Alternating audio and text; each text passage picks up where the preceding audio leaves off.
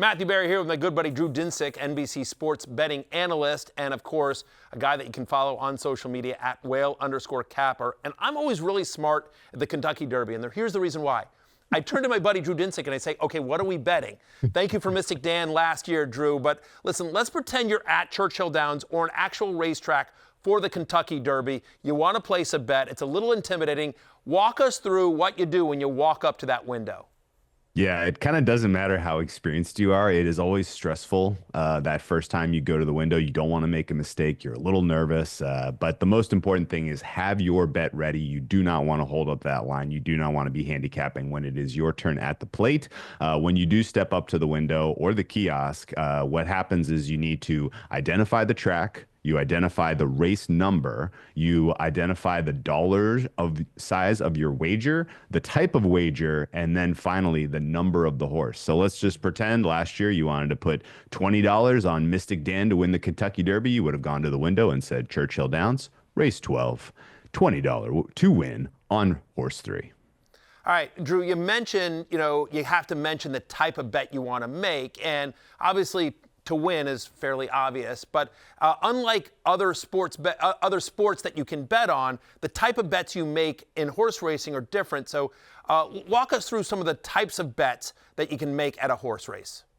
Yeah, so the obvious plain ones are win, place, and show. That means you're placing a specific bet on that horse to finish first, second, or third. You can broaden it and place a win, place, show bet, but no, you are making independent bets, so you'll have more at stake. But those are the basics. And we like the exotics, I know. And I'll give you a little bit of an example. The Exacta, probably the most popular, the most favorite, certainly for you and me. That means you are picking the top 2 correct in the right order, and you can box them, which gives you both potential combinations. Again, you're making double the wagers, but this is a super fun way to get a higher payout. It's like a parlay. It's like a same game parlay, effectively. Last year, if you did a $2 bet on the Exacta, you win $258. It was over 100-to-1 payout for getting it right.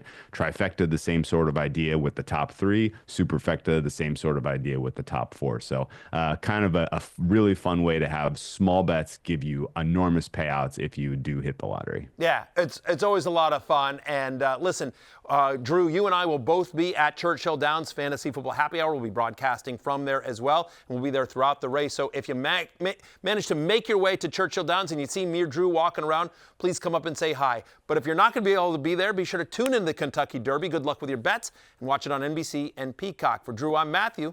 Good luck at the races. Hey, it's Matthew Berry from NBCSports.com and RotorWorld.com. And I want to thank you so much for watching whatever it is you just watched. Or if nothing else, being too lazy to click out of the autoplay after this video started, after whatever it is you actually wanted to watch finished. But now that you're here, I'd like to take a moment here to ask you respectfully now, okay? I'm asking you respectfully to subscribe to the NFL on NBC YouTube channel. You'll get the latest Roto-World fantasy news headlines, all sorts of great shows, including my own Fantasy Football Happy Hour. So go subscribe now. Again, I'm asking respectfully.